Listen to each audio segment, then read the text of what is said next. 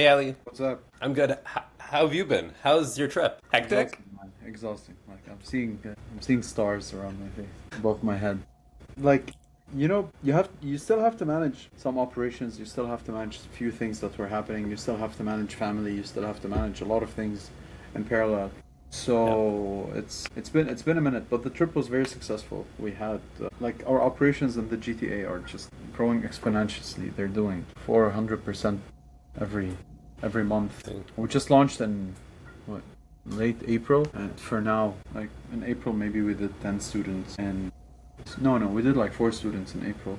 Then in May we did like 20, and last month we did like 60. Wow. So yeah, so we just need to. We realize we need way more driving instructors. We need to hire people. So it's good problems to have, honestly. Yeah, It's just that it caught us off guard. it's a good problem anyway. Yeah, yeah. But anyways, welcome to the Useful Podcast. I call it the Useful Podcast because it's useful for you, useful for me, and useful for the listener. And I have it recording the whole time. I'll just chop it up later just based on how we want. Sure. Sure. So yeah, I don't really, pretty good actually. I'll ask you, like, I guess my first question. So before you went, even before like Nestle, before Canada, before all of that, I was kind of curious. When you were really young, what did you think you were gonna do? I didn't care what I wanted to do. I just wanted to have an office job where I wear a suit because that was so impressive for me. And I would have my own desk and I would be able to buy my parents a house. Okay. That's it. I didn't care about anything else. Is that kind of what led to Nestle, like going to sales that route? No, no, not at all. Actually, I wanted to study politics and political science and history about my parents because that's something I enjoy doing. And I'm Lebanese, and my parents, we had few bad experiences. And my parents were very straightforward. Do you want to do something wrong in this life? And I said no. They said, okay, then you will not be successful in politics. So I didn't have the option. And then my dad was like, buddy, you got bills to pay very soon.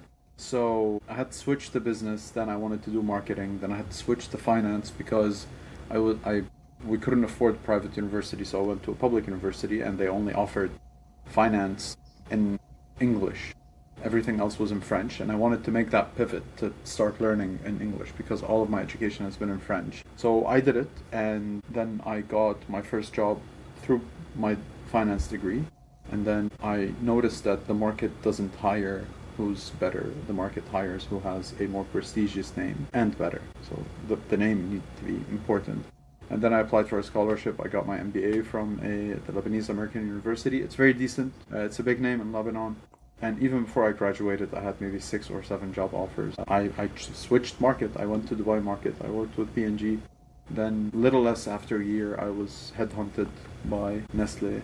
Funny enough, yesterday when I was visiting, I passed by a friend and his wife was the HR that found me and called me. So yeah, It's like life goes all the circles. yeah, So I guess from there you must like. It sounds like life is really good in Dubai. It sounds like yeah. life was amazing. What would make you want to go from Dubai to Canada, Kingston, Queens, like that's and go back to being a student again? Canada, Kingston, Queen. So each one of them is a different thing. I kept thinking that, my degree and what I was doing were not up to the caliber and not enough. And so I thought maybe going to a prestigious international university, with a big name and big thing would help me. I wanted to come to Canada because I wanted to try myself out in a different market because I thought, it would toughen me up. Funny. No, the Dubai market is way more competitive. The UAE market, you have thousands of startups popping up every single month. You have hundreds of millions of dollars being just burned literally on not only free delivery or free item. No, we're talking about like free $100 voucher and you can buy food with it or you can get rides with it or I mean probably know some of those. Yeah.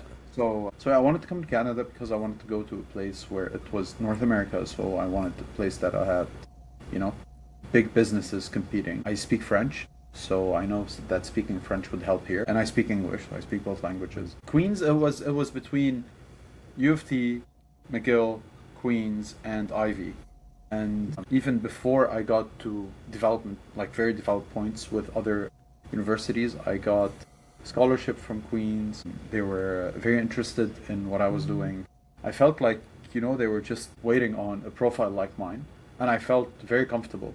So I I chose I chose Smith. I chose Queens and Smith. That's Makes why. sense. Yeah, I And mean, then, I felt comfortable. Like the people who were in admissions were very nice, beyond compared to everyone else, at least in other admission universities. So yeah, I mean, then how was the culture shift from Dubai to Kingston? Did you stay in Kingston for the full year? I've been in Kingston. What in a month? In 2 months exactly. It would I would be starting my fourth year in Kingston. How has that Yeah. journey been? The culture shock was like this doesn't even happen in Lebanon, and it's because I understand it's people and the cultures and forget about Dubai. This doesn't happen in Lebanon. When I first moved to a new place, even before that, when I was trying to find the place, I needed a credit report and a credit score, and I'm like, bro, I'm moving from. I'm like, it's fine. I'll pay the full. They would be afraid. I was like, it's fine. I'll pay the first full year. They're like, no, we don't do that. You need credit. I was like, okay, I'll pay the first 2 years of rent ahead of time. They're like, nope, doesn't work this way. Why? So this is one of the things like in the UAE and in Lebanon, of course, and a lot of other places in the world. Like when you put money on the table, they're like, I'm serious. I want this. This is clean, Yeah. legit shit. And they're like, no, the SOP doesn't say that, so it's not gonna happen. This is why I left Nestle for me not to stick with the SOPs. And then as a Yeah. first day I go in, I had a lot of after the boot camp, I had a lot of things. So I put all of my laundry in the laundry machine, in the washing machine, and at home, and it's not working. So I called someone, and then they collect me to the guy I was renting the place from, and he connects me to another I don't know who, and they tell me, yeah, we'll come in 2 weeks. I'm like, what do you mean? It has water and it smells. Like, yeah, this is the first appointment we have. So, yes, patience is not something that you're used to if you live at least in most of Asia. Like, why should I wait? I mean, we're busy. But what are you doing at 6 p.m. after work? No, it's my time off. Come, you'll make more money. I'll pay you more. No. This shocked me. I'm like, I'm seriously gonna pay you more money, and they say no. This is not something. Yeah, so patience, waiting times. This is not, and this is something that we reflected in our. Of course, I'm advertising my business here today. Yeah. This is something we have like in Drivisa, which is we offer you like you can start booking classes tomorrow. Why do you need to wait? If there are people out there willing to make money, Yeah. and you have a need, and it's out there, why should you wait? So that was mainly it. Everything else was very chill. Like culturally, the country is very easy, very chill, very. You don't have a lot of conflicts. You don't have a lot of issues. You don't have a lot of problems. You don't have a lot of competition. So that's beautiful for someone who's fiery and someone who wants to get things done. Yeah, it's very useful. And speaking of like that instant demand, I feel like I see it everywhere. It's not. It's. I felt it especially in Ottawa. For me, especially where I was sitting there, I was like, at least as a student, in the middle of the night, if I wanted something, it was so hard to find anything in Ottawa. And I found the same in like certain parts of basically Canada. But in other countries, it's really easy to find anything you need at any time in the day. So there's Yeah, I mean, that. at least I don't know. I haven't lived in many countries. I mean, I lived in the U.S. The U.S. definitely has that. You keep having services available. UAE, that was the biggest place that I lived in out of Lebanon and Canada. Visited other places, but again, I can't speak of that. But yeah, like Yeah. No, I was thing. Yeah, you pay a premium, you get it. Doesn't exactly. matter. The time does not matter. Yeah. Yeah. So, I mean, even before Drivisa, I actually heard one of your pitches for another business when I was going through the Queen's website. Do you remember what Yes, pitch that was? yes. CoolTech, of course. Yeah. Here, Yes.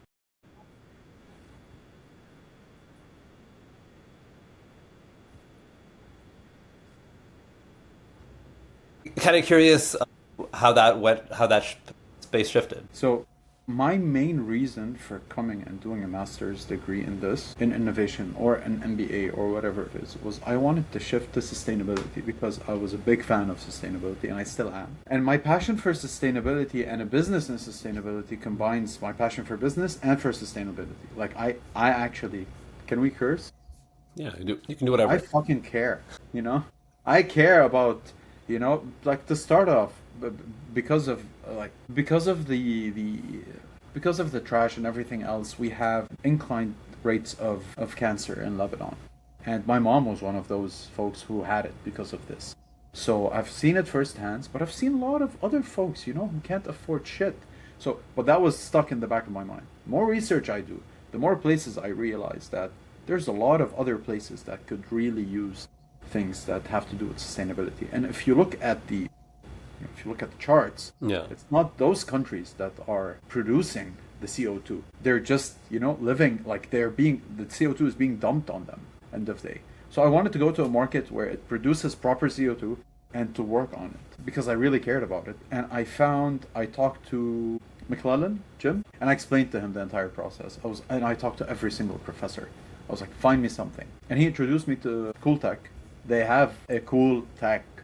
Honestly, I love their technology. I think it's it's an amazing technology, and I really found myself working on something that I believe in. I remember in our second boot camp, right before the pitch, I was standing in the hotel and I was looking, and I could see few chimneys, like cheminée, from few factories from the hotel in Kingston on the like the conference room, and I could see the CO2 coming out, and like in the back of my mind, I would think, I am gonna solve every single one of those motherfuckers, and I'm gonna switch it. And on top of doing something I like, I'm gonna be a fucking millionaire because I'm gonna do it. Yeah, that didn't work. It did not work. No, it did not work. The guys who, like, I'll call them out. I don't give a shit. They're top-notch fucking scientists, the smartest people, but they don't know nothing about business. Absolutely nothing. And this is, I did not realize that. Okay, now when I read about, academia and business, now I understand what commercialization and how important it is. Like they're still here in Kingston. They're sitting on something that could change humanity. There's no action on it. And this is so sad when I read like, in Canada we produce I don't know how many thousand patents. Yeah, and who buys them and who commercializes them? US. Why? It's because people are afraid of commercializing, and maybe we don't know. Give it a shot. Try it out. That's another thing I actually wanted to ask you. So do you think your commercialization experience comes from the fact that, or how you've done it, comes from the fact of what you've done at Nestlé, what you've done at P&G? And do you think you've been applying those strategies to Drivisa? Drivisa? Drivisa? Definitely, we've been applying this to Drivisa. So yeah, I tend to understand business models. I've done a lot of research, especially in COVID days. In COVID days, we had good supply, we had unbelievable demand when I was in Nestlé. So I had a lot of, and I couldn't do a lot of things. So I really used those between 2020 and 2022. I really used those 2 years. I studied a lot of startups, at least the biggest 100 startups that were out there. I studied a lot of old business models. The most impressive has been, and still is, Amazon for me. And I understood what Bezos did step by step. Am I going to be a Jeff Bezos? I doubt. But I am walking the same thing. So, and I tend to do the same activities. Like I do my dishes most of the times if my wife leaves them to me. And this is when I disconnect. I don't put any headphones. I don't listen to any news. I don't think about business. I don't pick up phone calls. Just give myself some time. But what Nestle did, understanding like what I learned in Nestle, because in Nestle I didn't learn about sales as much as I did it in P&G, because they're American. Let's be honest. Nestle is more business model. Nestle is more, you have a little portfolio that does not stay little when you're growing, but it's like you have a little business that you're managing. So yeah, I learned what brings volume, what gives you, leverage in your negotiations, be it if you're negotiating over a $500,000 deal or over a yearly, I don't know, $250 million recurring business. So this taught me a lot when it comes to negotiations, profitability, cash flow. All of those terminologies you hear, I was experiencing them. I learned that in Nestle. But my knowledge about business models came mainly from, it's called Business Wars. It's a podcast. I love it. I re-listen to all of the stories and issues, I don't know, every few weeks when I feel like, okay, I need to do something new to the business. So yeah. Okay. And kind of curious, so you joined, is it Fars and Basel? Fares and Basel. Fares and Basel as, like they were the commercial, they were the technical people and you were the commercial basically you're the commercial person, ended up Yeah. being the CEO. How did that end up coming together, and the story behind how you guys joined forces? So Drivisa launched its beta version few months before I got to Kingston. I needed a driving license. I was refusing to, again, I was in the same thing. I was refusing to call people and to go to the driving school and to book. And then I was like, Yeah. is there nothing online that I could do? And I found something online. It was called Drivisa. So I did it. And then I picked a driving instructor and then took a class with him. We became cool, became friends. The fact that he's Syrian and I'm Lebanese, like, you have 80% the same, so Yeah. more. So we became friends, started doing a few visits, and he introduced me to Bassett. And he was just telling me about, the business. I was impressed because Faris is a refugee or came here with Bassett as refugees. Faris didn't even speak English. I found it very impressive, like what he had. And he's a major Y Combinator.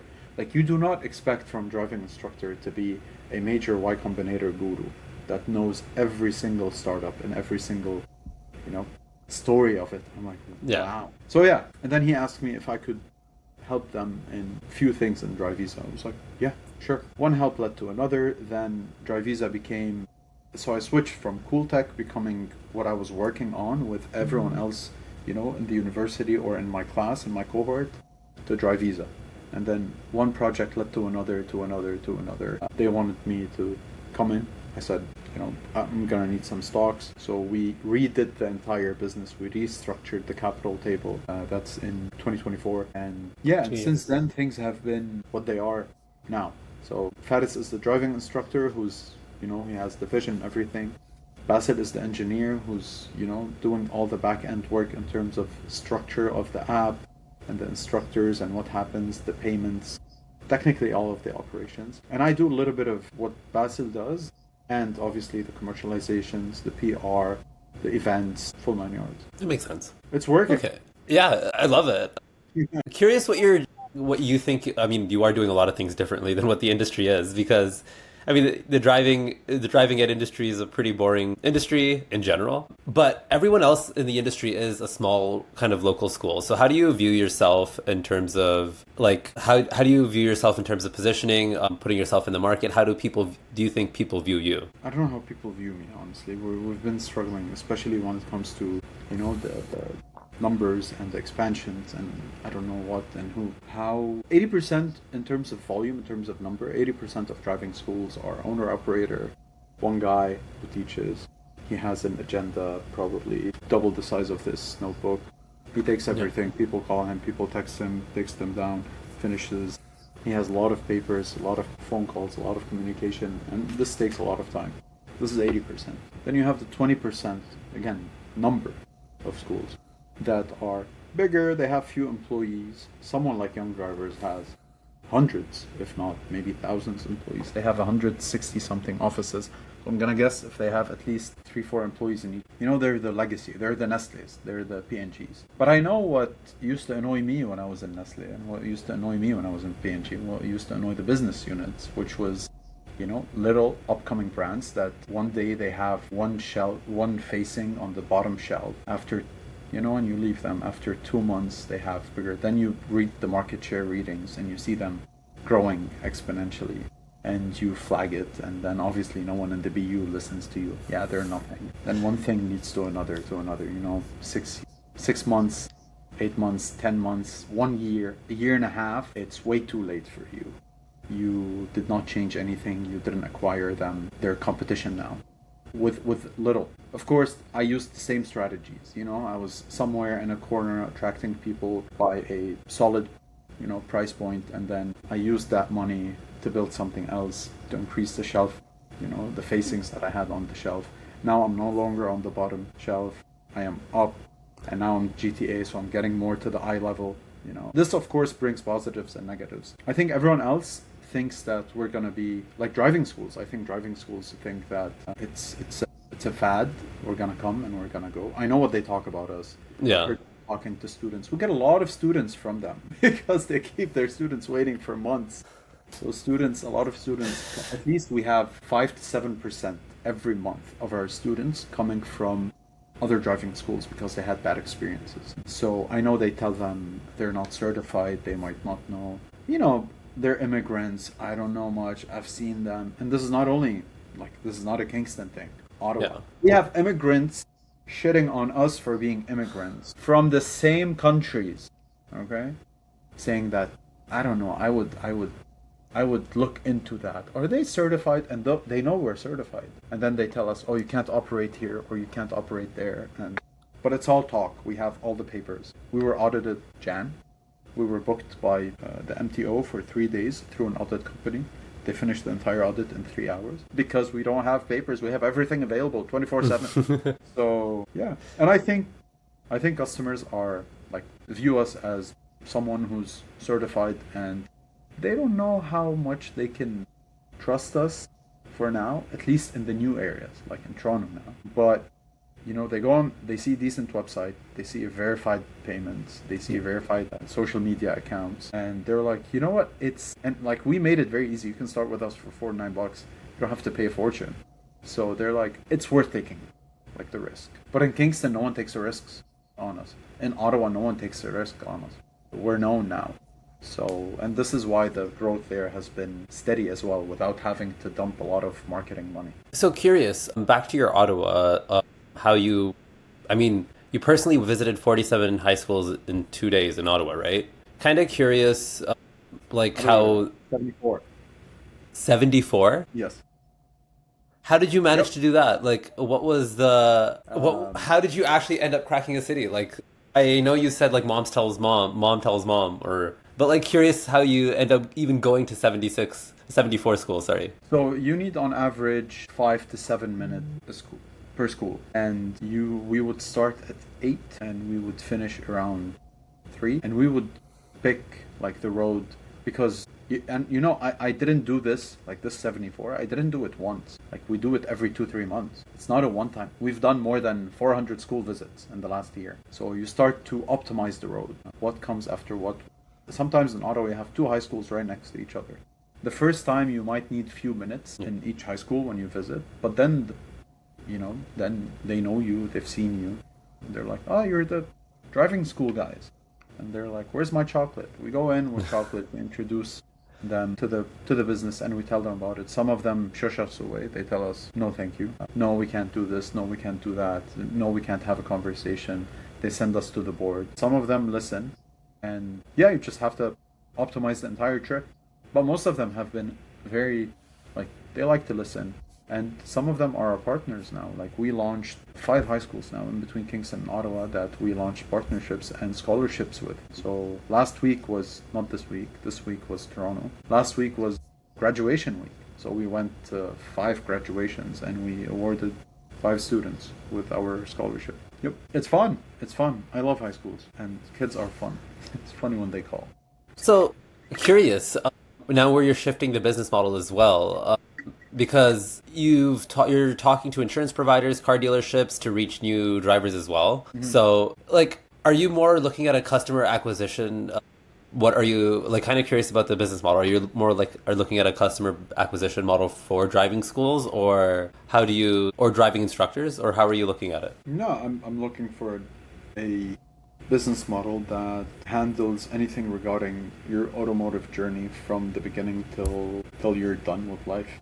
As long as you have a car, I want to be there. I want the app to give you more things.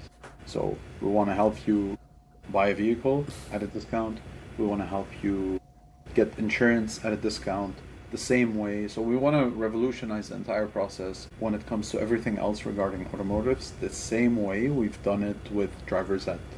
This will not happen tomorrow. This will not happen next year. It might take us 5, 6, 7, maybe 10 or 12 or 15 years. But we're planning to build an empire within the automotive industry where it's no brick and mortar, everything is easy, everything is sustainable, everything is accessible at a decent price without without adding to the customer the price for your rent and your employees who never pick up the phone, and without the all the extra thing, without you having to pay for 20 Nespresso machines. I used to sell those machines. I know how expensive those pods are. So we want to remove all of this cost, okay? Let the customer go get coffee whenever they want, whatever they want, and see everything and get access everywhere at a decent, competitive price. And no one has this vision. currently in the automotive industry. Everyone's sitting on, and I understand, everyone's sitting on top of their mountain, on top of their kingdom, and things are good till we start stepping in other people's territory, and then they will. But they will not do anything. They will realize way too late. And I've seen this. I realized a lot of things way too late. I lost so many times. I lost market share, and so yeah, this is what's fun about it. But now most of them don't care about us. Like most of insurance companies, most of traders that we have talked with. We had a partnership with one. Then they were like, yeah, but you need to tell me ahead of time. And then we explained the process that we agreed on. That they got all of the information of the students, like their name, their email. Their name, their email, and their when did they get their all of their information, like graduated from us. This person might be coming to you. If they come to you, that you can use this code then. And then they realize it's in an email somewhere that they can't check every single day. Pop, pop, pop, pop. So again, it hit me. This is a business owner refusing more business because he has to do more work. And I'm like, it's fine. You have to do more work today and tomorrow, and then it will be part of your routine. They're like, no, I don't think it's gonna work. So yeah, but I mean, numbers will talk. That makes sense. Kind of curious. You guys move fast as well, but a platform in the Philippines literally copied your logo. So kind of curious what that tells you. I mean, this tells me that not only our logo, they copied our concept. It's definitely a sign of success, and it's definitely a sign of us knowing what we're doing. And like, at least I respect them more than I respect competition here because they're trying to do something. But how do you view people? How do you view copycats in general? God bless if they can do a better job than us. They deserve to put us out of business. Honestly, Yeah. If they could raise more money than we did, if they could service more customers, same name or a different name, same concept or a different concept. It's survival of the fittest. If they're more solid, amen. I would love some decent competition because. In a market, you learn from competition. And this is something, like we see other driving schools copying the concepts that we have. Not the business model, but the concepts. But they're implemented so poorly. Like not only copying them and doubling down, but they have very poor implementation. And this is the problem that most of the brick and mortars have nowadays, because it's people who are older, things used to work for them like this. They worked so hard most of their life to build their own brand. But, just like they built their brand, someone's going to come and build their own brand over. And if you don't change the way you do business, and if you stay on top of the business all of the times and no other ideas will come in, your business, it's just like any product. There's a life cycle for it. It will depreciate. If you don't innovate, it's gonna die. And it's the same thing for us. If we don't innovate, if we don't stay on our toes, if we don't keep on expanding, adding services, changing how we do things, despite if it's better or worse, as long as we're trying to do things, we know what not to do or what to do later. But yeah. Like I respect few of my competitors here in Canada or in Ontario. Some of them I really respect what they do in terms of marketing. But almost unfortunately, everyone else they're trying to copy what we do because they only see the surface. They don't go in. So That's what I was going to say. I think it's funny that you even say that. I think everyone copies off of each other in a funny way. Even whatever we copy, we like innovate or whatever, we add our twist to it, and that's how we make it our own. So yeah. And I'm totally fine with that. But I mean, like if you're gonna copy me, just do it and do it like put some more without time. the logo. Yeah. No. Yeah, like number one, without the logo. Number two, without, I don't know, like we were celebrating 4 years, and then those guys are celebrating 20, I don't know what. Bro, just, like find something else. I don't know, find a trick. But yeah, this lets you know how the entire process. And we actually send, like, this is something else. Each one of those schools, every time they do something, we pick a student, and we pay for their bill to go and study there and give us back all of the insights. And we know how they're implementing it. And we know how outdated their entire process is. So even if they do it, they can't keep up because they need a lot of... Because it's not them that produced it. And if your brain did not produce something... I mean, what's keeping big old brick and mortar... What's keeping Walmart from being the Amazon? It's because Walmart does not think like Amazon. And it's part of the DNA. So what kept Nestlé from being Mars? It's because they think differently and they wait, and it's a complete different culture. So yeah. I'm kind of curious what the biggest part of running the business that no one ever talks about is, or like the biggest trade-off you had to make, and a I don't trade-off you think didn't we make like, any. really. I think, I mean, yeah, I don't get my salary. To be very fair, Yeah. in the beginning, of course, like, I don't know who's gonna watch this, but if you're someone who's starting, you're in there in your first 6 months or first year or first year and a half or 2 years. I don't know how long the journey will take you, but in the beginning, it's absolutely ugly. Like stress, no sleep, and it's not because you have a lot of work. It's because you don't know what will work. Yeah. I remember I used to sit down and wait for my Stripe notification. Literally, you know? Like, did someone download the app? Did someone buy something? Do we have something else? Is there an instructor? Like, and gladly, I still have it. I still want to see my sales every single day. How many students? Where? What the split? I want to see their age. I want to know what worked, how. How did they hear about it? I track all of those. But in the same time, in the beginning, you don't know what works and what doesn't. I believe we are at a stage that we know what works and what doesn't.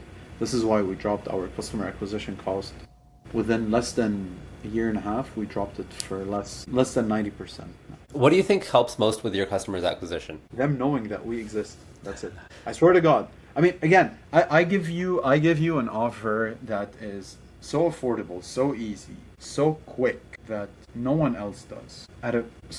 Like trying us does not cost you a lot of money, and this pushes people. A lot of times, like we call customers who left their cards or whatever, because it doesn't matter how many CRMs and how many emails they're getting, and. No, we personally call them. We don't have I don't know, a center in the Philippines or somewhere, because that's what everyone is doing. No, we know what those guys, where they live and how they do it, and we know they want to have a human talking to them. So it looks I like, don't I don't care about your AI, bro. They want a human. They want a human being talking to them. And so where have you been? Listen, it's not gonna cost you more than $49. Give it a shot. If you don't like it, I'll refund you. So easy. Like, we really lowered the barrier to entry, or we minimized it. Meanwhile, everywhere else you have to pay thousand. And the difference is that we have a business model that can manage the volume. It's not that everyone else can do it. They've been trying. But managing the volume is the problem, and validating things. And it's because their infrastructure is built completely different than ours. that makes sense. And it looks like you're also building a lot of trust face to face with your customers, or, I mean, human to human in a lot of ways. Do you think that's because, I mean, I've talked to a couple of other people, and this is even funny enough, even in the crypto industry, Web3, AI, becoming like a huge thing is building trust with your user, building trust with your consumer, because everything fake in the world, like, people really care about, like, really knowing, like, Yeah, just yeah. Today I got an email, like a LinkedIn message. I don't, and I replied to it. I was like, "Hey man, just because you sent me this email and it's obviously AI written, I will not take your shot. I get 10 other of those every day." And then the guy replied, "Fair. I understand. Sorry for bothering." Yeah, it's important. Everyone can AI everything, yeah. and there's nothing wrong with this. It's just that you need to be sensitive when it's your customer. And we get on average 10 to 12 new customers every day. So, not all of them call us, but whoever talks to us or whoever gets a call, they're usually happy. Because usually you try to call the provider and you wait. What if your Yeah. provider calls you and then they tell you, "Okay, it's fine. I can call you in 5 minutes or in 5 days or in 5 weeks." And it's very easy. We keep it as a note. We've been blessed with a guru of a CTO that really helps us being able to, like, we built an infrastructure. We don't use anything from outside. Like, everything is on our app. Our dashboard can do anything. So we add it as a note and we get a notification. We talk to them again. I still pay HubSpot. I don't know why. Okay. It's pretty cool.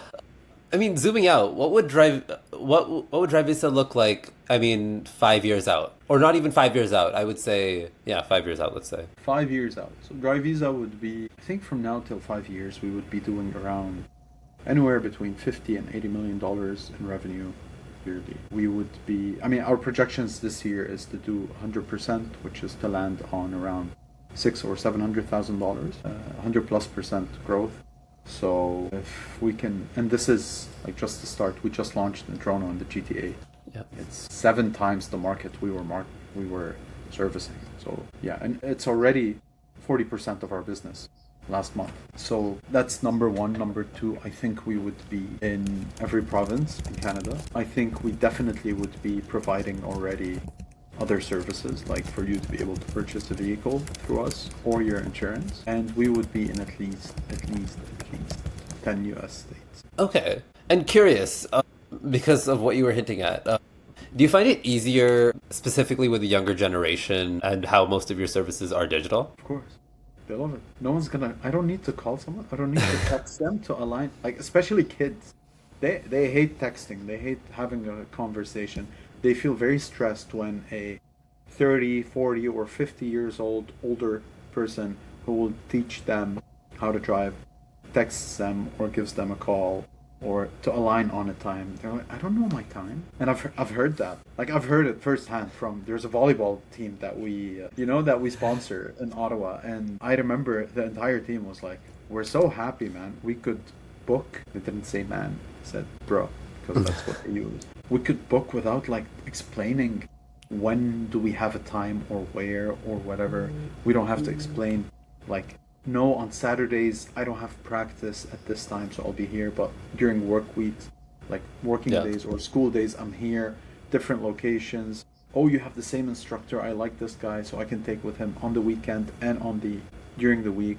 So yeah, they definitely love it. And again, our instructors, most of them now work almost full time with us, but most of them used to work with other driving schools. So, and they had all of this beautiful talent, and none of the students knew that, they couldn't see reviews, they couldn't see the vehicle, just a random motherfucker picking up the phone and calling you. If you're 16 or 17, it might not be weird, you might be, a solid, but this is the years of you being a teenager. So like, or for example, if you didn't like your class, like you don't have to stay with that person. And it's weird for a 16 or 17 years old. That's why they tell their parents, and their parents tell the school, and then the school tells the instructor. It's a long thing. With me, with Drivisa, you can just be like, okay, let me try this person instead. Done. Okay. That's pretty cool. I mean, then what scares you the most about the next year? What would have to really scare you for that? Listen, you're asking me this. Have you asked me this question 2 months ago? It would have been different. But you're asking me this question after we just did a 50% growth on our previous record the month before. So I'm currently full dopamine, full trust, testosterone is all the way here. Nothing Nothing can go wrong. I could really, like, things can really go wrong. And how we do it and how we're gonna manage, and are we gonna keep on dropping? Like, our goal is to keep dropping our CEC, to keep cash flow steady, and definitely to keep growing at a 3 digits rate every year. Not doing that would be a major challenge, but I don't see it now because I get all of those information and I read them and I process them daily. The fact that our business model can handle volumes without us interfering really helps you being able. So I know it's not a B2B, it's a B2C, but also this helps. But one thing most investors don't know about B2C is that it's hard for you to lose your name. Like, customers know you. If I go and I tell SAP, I used it, or Oracle. If you pick up a random stranger on the road and you ask them what's SAP, they probably don't know. And it's a B2B, one of the biggest in the world, or Oracle. But if you go and you ask them what's Lay's, they know what's Lay's. So this is something positive with the B2C, because now my subcontractors need. I'm reaching that volume where I'm like, yeah, I don't like it this way. You need to change it. And now they do it. It's because end of the day, my brand is bringing the customers. So that really, when you're working directly with consumers, this gives you this leverage. So I don't know what's scaring me. Maybe talk to me in a week. Okay, and I mean, interesting you bring it this way then. I have a question for you from my own personal side. Say you do have an industry that's really struggling to commercialize. And how would you, even it's because of a trust issue. And let's just say a crypto industry that's struggling to commercialize. That's because that's what I'm hearing, right? Yeah. How would you build that trust with because it's a B2C sense, but in terms of a distribution network? Not in Facebook ads. Yeah. Not in Facebook ads, not in Google ads, for sure. I think working with, like, you need to be working with trusted partners. the crypto industry is already something that a lot of people lost a lot of money in.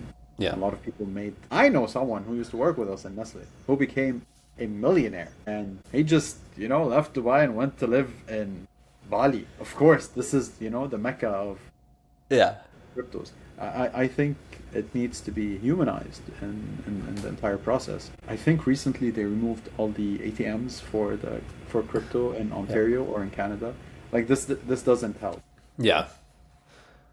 I mean, But yeah, go ahead. even with another industry, let's say even with AI, I'm seeing the same issue where there's so many different products. How do you trust which one works? Or even in a B2C sense. So it's kind of curious how you would build trust with an audience. I think humanizing the entire process. Work with people who others trust. Like we partner with high schools. We Wow. partner with newcomer centers. We partner with people who have a need for or whose clients or servicees need something that we do, and we work with them and we give it to them in the beginning. Like not till now, we give them very steep discounts. We give them all the additional services free of charge. So it will cost you some money if you're gonna go into an industry that is already developed, like the crypto industry. Yeah. For you to do something to gain trust, you're gonna have to bring in very familiar faces. You're gonna have to, like, it has to happen. It will not happen overnight. It Yeah. takes some time, but you need to work with trusted faces or trusted names for this to happen. And even if it's gonna cost you, I don't know how much capital you have or whatever it is, if you're gonna do it for free and if it's gonna cost you $50,000 for someone to actually go through the process, because that someone will not only charge you 50 grand for their face or their name, it's also gonna cost them time. Maybe your 50 grand does not parallel with how much time they can do. So you're gonna have to buy that time. You're gonna pay for it, and they need to have a decent experience for them to talk about it, to back engineer what people's mentality is about it right now. I think. Yeah. Okay, that's interesting. Then what would What were you you doing? What were you doing? I mean, I guess the whole reason for the podcast, it's fine to say, is once we started building out a couple of products, we realized the biggest problem with AI or anything going forward is not really building a product. It's actually getting the distribution, which you're doing great at. But it's actually the distribution part, because once anyone can build a product, every product is going to start looking the same, and it's the only thing that really matters. And you're already starting to see it. A lot of products are homogenizing. So it's like, how do you start building this trust? And I was like, you know what? First, let's start building a distribution chain with a podcast. Let's bring founders in to bring distribution for their products, their business. And then eventually we'll use it as a distribution platform for us. And that's kind of that's why it's useful. Useful for me, useful for you, and useful for the listener, because they're listening to useful information. Yeah, and So this is the only front. this is the only thing. Yeah. No, like this is the only front you're working on. What do you mean? Like, are you trying any other avenue For other than the podcast as well? yeah. So we have our for distribution. Yeah. We tried cold calling, that didn't work. We're gonna do cold emails, don't work either. So now it's about, let's just go in person at this point, knock on doors. That's what I'm gonna do tomorrow and see what happens. But it's also like, I think we also ran into a problem where we kind of built out a product before even, and figuring out what the best use case for it is and what the best niche is. So we're trying to also specialize into a specific industry. And that's also one of the reasons this podcast is also useful, is talking to, I don't know, 20, 30, 50 founders over a course of period of time. It'll help you gain a grasp of what are the problems in different industries that you can actually gain the pattern of, and actually see what's the actual problems you can help, either in a B2B sense or in a B2C sense, because trust is also a really important thing that a lot of businesses are lacking. And if I can build a trust for them, how do I monetize that trust? Yeah. Local. I mean, in my perspective, as long as you're still trying something different, you'll figure it out. But you have to keep trying over and over and over and over and over, and it's gonna be boring. And it's gonna consume a lot of time, and it's gonna not only consume a lot of money from a business perspective, from a personal perspective, because you're not getting paid throughout all this time. We're having this conversation yesterday with someone, and as long as you keep trying, you'll keep figuring out. Because I remember throughout last year, every few months we'd be like, wow, we dropped our customer acquisition cost by like 20%. It's beautiful, we can do more with that money. Then we would try something different with that 20% that we kept. Yeah. So we would keep the budget. Let's say it was 4 or 5 grand, $1,000 available. Let's try this. We tried. Did it work? Did it not? Okay. Now we have $1,300 this month. Let's try something different. And we would keep trying things. And then, only few canals or only few channels stay. Or like, okay, those are what brings me customers. Those are what have brought me trust, customers, and good experiences and good reviews. So you're gonna have to keep trying. That was where I was heading to. Try different avenues. Even if one avenue did not work a year ago, it might work today. Yeah. But just don't pour unlimited money. Don't do it 24/7. This podcast might become, you don't know, this podcast might become viral after 6 months because of one video that became a joke and one thing leads to another. So as long as you're doing something, you're good. And thank God I'm batch recording these. Huh? Thank God I'm batch recording these a couple of times a month. So it saves. Yeah. Yeah, definitely. So yeah, this really helps. End of day, you're putting content, you're being optimized more and more on. Yeah, at least this is what worked for us for now. Okay. And now, even going back, for the first time when you landed in Kingston, what's something you would tell that version of yourself? Like thinking everything you know today. Do it. Do what? Do it. Like I was not sure. I kept most of my connections running to corporate because I was looking for jobs while I was trying things out with the startups because I never knew. And a lot of things that I was afraid of taking place that would hit me financially did actually happen. So, but I decided that I'm gonna keep going. And sometimes, listen, man, sometimes when the only option you have is to make it work, it works. Because you had to. Like, what am I gonna do after having my degree, being a national key account manager in Nestlé? I was doing X, Y, and Z, and now I'm sort of restarting from scratch. It was worth and it was worth me convincing myself that this has to work somehow. I used to sell way more solid brands. I know the techniques. There's no way I'm not gonna know how to do this. So that would be the main thing. I hope this part will not be recorded, which is I can take it off. I came with a lot of savings. I could afford taking a risk, which is something that a lot of people cannot do. I didn't have kids, and I still don't have kids. I don't have the only responsibility I had were my parents in Lebanon, and it's been a year and 6 months or 7 months now that my brother is taking care of that burden. So I've done my things. I've helped my brother through med school. Now he's becoming a big shot, so he's taken that off of my back or off of my shoulder. So this really helps as well. And goes without saying, having amazing people working with you. My co-founders challenge me a lot, but if I want to do something, they're like, go ahead, let's do it. And I proved myself, but I still want their, okay, my wife is one of the most pleasant people on earth. This really fucking helps, honestly. So yeah, this is important. This is very important. I don't know what you have or you and the team have around you. We don't have a lot of toxicity. I'm not, this is personal. Yeah. I'm not in Drivisa for the money. If I just wanted money, I would have stayed in Nestlé. Confidentially, man, I was making more than 110 grand US a year. No taxes, plus bonus, plus a lot of things. I was flying for free because my wife used to work for Etihad Airlines. My parents were 3 hours flight away from me. I was living in Marina on the beach. That sounds like a nice life, yeah. Life was fucking beautiful. But in the same time, it was beautiful. And I was having a lot, working, you have a gym. I was living in a tower. I had my brand new vehicle. But in the same time, like, I wanted to challenge myself in a different place, on different things.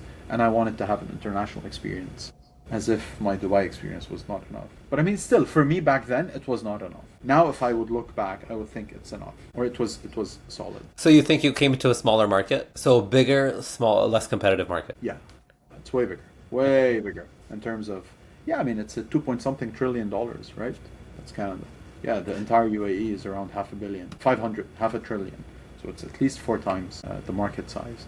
But the opportunities here are, for someone like me, who is a hustler, who will, put their big boy pants and start working and not wait on investors' money. It's good. It's amazing.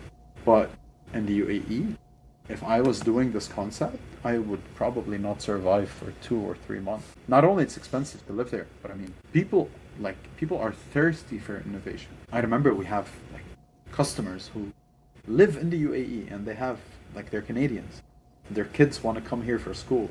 They sign them up from the UAE and they call us. And I've had at least 12. I don't know how the fuck they found me, but they would call us and they're like, "So why are you this cheap?" And then I tell them, "Well, we're a startup." And the moment I say we're a startup, they're like, "Okay, okay, done." They're like, they see the website. It's decent compared to everyone. I still want to do a lot of improvements on it. They understand it's an app. They see the discounts. I don't have typos. I don't have 1998 Word document website. Yeah. And the moment you say it's a startup, it like just like now there's light above my head. Okay, lights up to them. Yes, I understand now why. Because they're used to it. And the UAE things are ridiculous, man. I'm seriously like, you can keep ordering food at 50% off for probably 6 months from a specific app because they decided to gain 10% market share and they're not afraid of burning $50 million and employing 5,000 drivers to do it, Yeah. which is not the case in Canada. So I am I am adopting that approach and it's working wonderfully. That makes sense. Yeah, yeah. And Again, look at Amazon, look at Uber, look at Lyft, look at Airbnb, look at here are the stories. Like I really advise you, like if you like podcasts and you walk or sit down a lot, and it's called Business Wars. Listen to every single story, and it's not it's episodes, and it's like they get characters talking. So like it's fun. Not only it's fun to listen to. for sure. I mean, it sounds interesting for sure. I feel like there's a lot of things you can learn too, just from different people. But yeah, I guess we're running out of time, so I will just give you my last little question. Shit. So, okay. Yeah, go ahead. So when you decide to retire, what do you really want to be known for? Like you, the business. I feel like anyone who ever tries to start building something, it's usually beyond themselves because you said it's not for the money, right? It's something, there's clearly a secret goal underneath it all. So beyond all of it, what would it be? So number one, I don't know if I can retire ever. Too I boring tried. or? No, I tried 2 months when I first started the MMIE. I thought to myself, I would love to take a break after, almost a decade of corporate life. I couldn't manage it. I couldn't help it. So, but in case, like when I pass away, when I die and whatever, I just want my story to be an example because I keep looking at myself when I was like 5 or 6 or 7 years old. I was born in a slum in Tripoli. Tripoli is one of the poorest cities on the Mediterranean. They don't tell you it's like poorest cities, but then it is still on the Mediterranean. So it's still a good experience. But in the same time, the thing I want is that yes, you can be from there and you can know shit that would put you in the big boys league or the big league, or for us not to be discriminating, like in the big league. That's it. That's the impact I want to keep doing. That's the example that I want to keep proving to myself before I prove it to someone else. And I proved it to myself over and over and over. But I want to keep doing that. I think that's mainly it. This is why I'm not. I mean, I'm very low maintenance as long as I eat my chicken with my garlic and my vegetables. I have my wife around me, and business is good. My parents and family are good, and I can go dancing whenever, as many times as possible a week. I dance a lot. As long Yeah. as those are good, this does not cost me more than 23 or 2,500 bucks a month. I don't care about a new car, about a big house. I do not give a flying fuck about those. I enjoy and as long as I can work out, this is what I like. So yeah, impact, definitely impact. That makes sense. For And me, at least.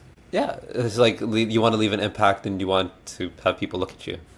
Yeah, And like I wonder who does it. Like I want every one of you guys to remember me, like your cohort.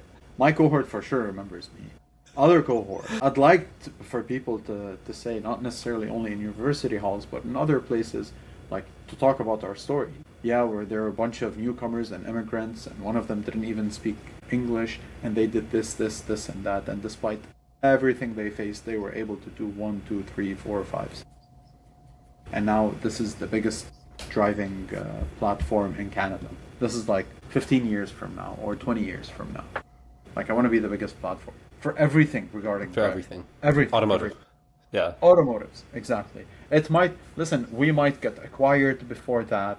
We might, I don't know, the team might break apart. God knows what might happen. I might die. I don't know. But if Just some wood real quick. yeah, but I mean, if if things stay as is, yeah, definitely. I'm not here to play around. I'm here to build an empire. That makes sense. Cool. Sounds good. Loved having you. And Merci yeah, beaucoup. Thanks once for I having edit the me. videos, I'll share it with you and we'll post it on everywhere. Bellissimo. Beautiful. Thanks a lot Thanks. for your time. Thanks, Tony.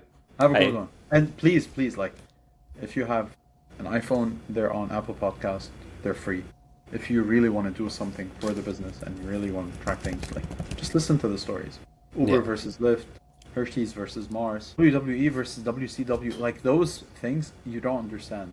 Like Business Wars, right? Yeah, it's called Business Wars. It's owned by Amazon. You can hear the Amazon story. You can hear the what is it, Blue Origin versus SpaceX. Like I never knew that Elon Musk acquired SpaceX and it was started by other folks and his main work was on no, I'm sorry, on Tesla and his main work was on SpaceX. A lot of things, a lot of details. So it was very beneficial for me. So Yeah, that's actually really uh, interesting to learn. Yeah. yeah. Like his biggest product, which is Tesla, was something he purchased. This is what made him a trillionaire right now, right? And billionaire and whatever. It was Tesla. I didn't know he was in PayPal. I didn't know he had fights. I didn't know like he spent I don't know how many months living on $4 a day. Yeah. Despite if he's an asshole now or no. But like the guy tried it all and you can see. The guy just goes and turns on full business mode. So yeah. Cool. Okay. Merci, Habib. Well, I gotta Thanks. run as well. It's Yeah. 2:10, and one of my co-founders called me twice already, so I'm gonna get some ass whooping. Okay. All right. See Have a you. good one. Bye. Bye.